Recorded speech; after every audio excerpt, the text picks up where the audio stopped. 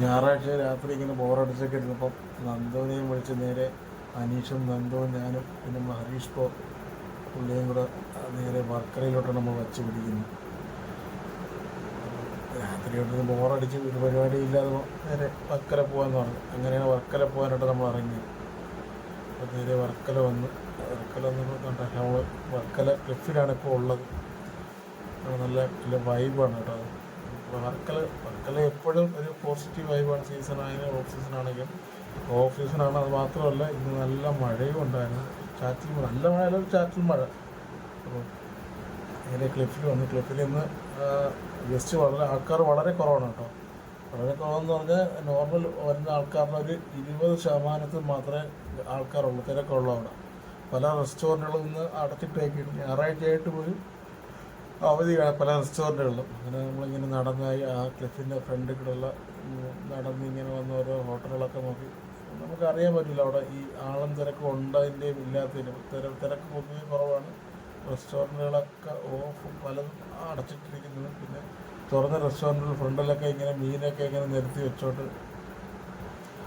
ഇവിടെ എല്ലാം first floor ഇങ്ങനെ ഇരിക്കുമ്പോഴേ നല്ല കടലിലെ കാഴ്ചയും കണ്ടൊക്കെ ഇങ്ങനെ ഫുഡ് കഴിക്കും.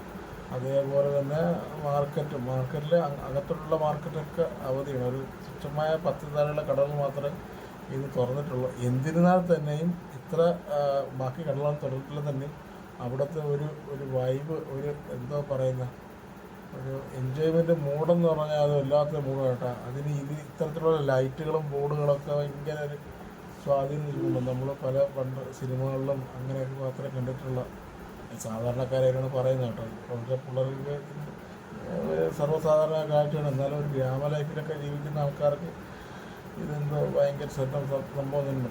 അതൊക്കെ നോക്കിയാൽ നന്ദു അജീഷും അവിടെ എന്തോ ഭയങ്കര ചർച്ച. അപ്പോൾ സംഭവം കാണുന്നില്ല, സീ ഫുഡിനെ കുറിച്ചുള്ള ചർച്ചയാണ്. അങ്ങനെ ചർച്ചയ്ക്ക് ഒടുവിൽ സീ ഫുഡ് വേണ്ടെന്ന് വെച്ചു.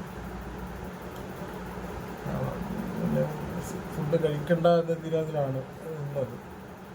ഇവിടെ കാഴ്ചയൊക്കെ കണ്ട് ഇവിടെ നിന്ന് ഇവിടുത്തെ ഈ പോസിറ്റീവ് വൈബിന് പ്രധാന കാരണം ഇവിടുത്തെ ലൈറ്റുകളുടെ കളറും കാര്യങ്ങളൊക്കെ ഉണ്ട്.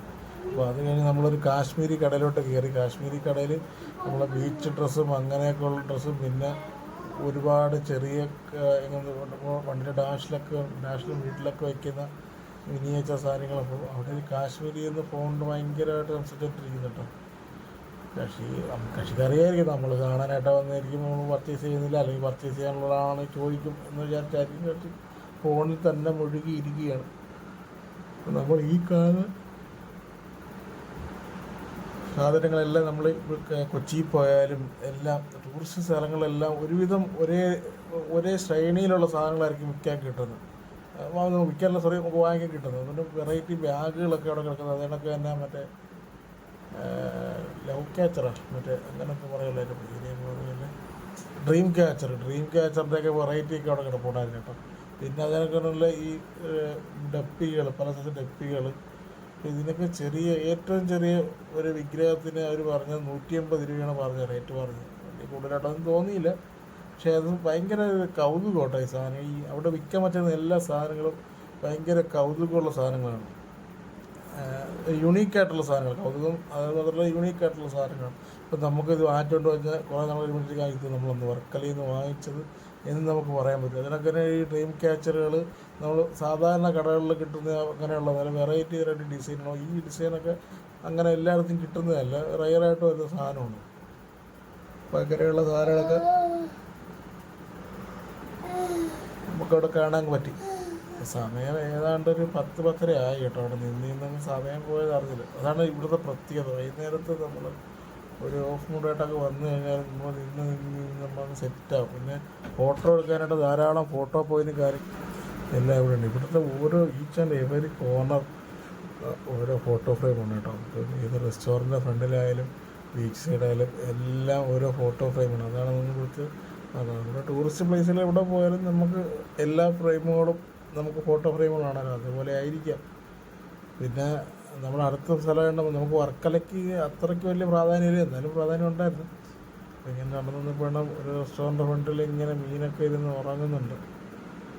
അപ്പോൾ അതിനകത്ത് പച്ച മീനാണെന്ന് കാണിക്കാനാണ് എന്തോ കുറേ പച്ചലകൾ കാര്യങ്ങളൊക്കെ വെച്ചിരിക്കുന്നത്. അതിൻ്റെ നേരെ ഫ്രണ്ടിലത്തെ റെസ്റ്റോറൻറ്റിൽ ലൈവ് ഡാൻസൊക്കെ നടക്കുന്നുണ്ട്, ഡാൻസും പാർട്ടിയും ഒക്കെ നടക്കുന്നുണ്ട്.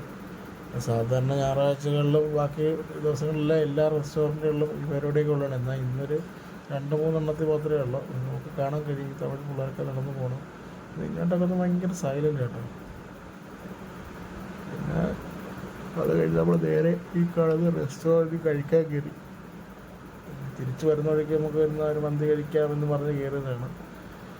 പറയാതിരിക്കാൻ വയ്യ, സമയം ഒരു 12 മണിയാവാറ്, 12 അല്ല, ഒരു 11-12 ഒരു മന്തിയാണ് ഓർഡർ ചെയ്തത്.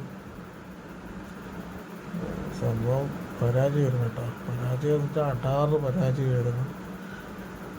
പിന്നെ സത്യം പറഞ്ഞാൽ നമുക്ക് എല്ലാവർക്കും വിശന്നിരുന്ന് അത് നമ്മൾ കഴിച്ചില്ലെന്നൊന്നും പറയുന്നില്ല. പക്ഷേ ഇതിലെന്തരായിരിക്കും ആഫ്റ്റർ എഫക്റ്റ് എന്ന് നാളെ അറിയാം.